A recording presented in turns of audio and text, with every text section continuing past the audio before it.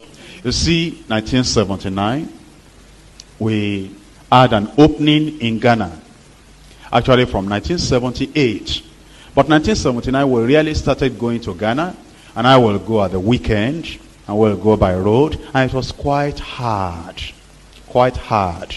Sometimes at the borders from Togo to Ghana, they will stop us. And they had no place to put us. We'll just stay in the sun there. And when you are hungry, all that you could eat will be that you will have some, bread or whatever, milk. But those things, sometimes they're so hot that you really don't enjoy them. And eventually we get to Ghana. And the place will get accommodation. The beds will be full of these, bed bugs, insects. That when you wake up in the morning, you will see that the whole bed had been stained by your blood. And yet, we needed to do some work there, real foundational work. And sometimes I was there. That time I was still lecturing at the University of Lagos. And when you think about it, as a lecturer, I exposed myself to all that type of danger and, bad condition there. And we were there in Ghana, and they closed their borders because they wanted to change their money because of the black market.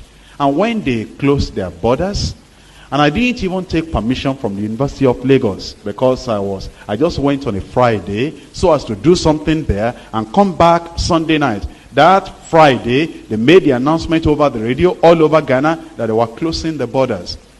And some of us went to Accra and we pleaded with the officials that, we are not Ghanaians, we don't have your money. They said, we're sorry. If we open the border for you, some of the Ghanaians who are outside, they'll try to sneak in. And they wanted to do that thorough exchange of their cedis, that's of their currency. So we were not allowed.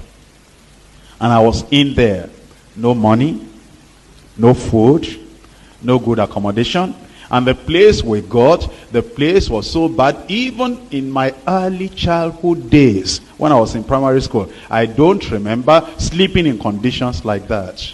And of course, when you're a university student, and those days, university was, rated high in the, early 60s. I went to university in 1964 at University of Ibadan, a very good, great university.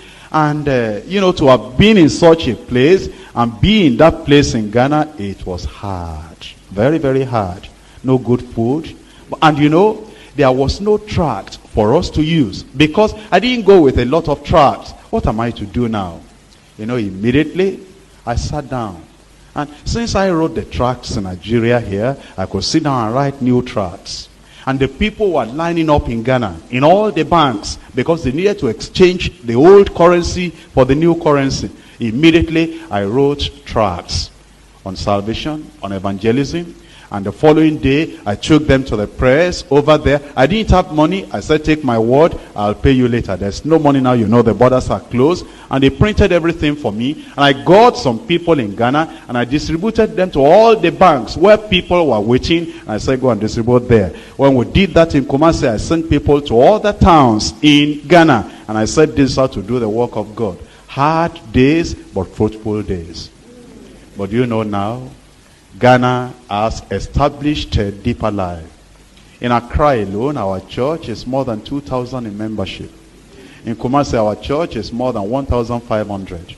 They had a retreat this year, April. You know how many people in the retreat? More than 17,000 at the retreat. But you see, you must be able to endure hardship.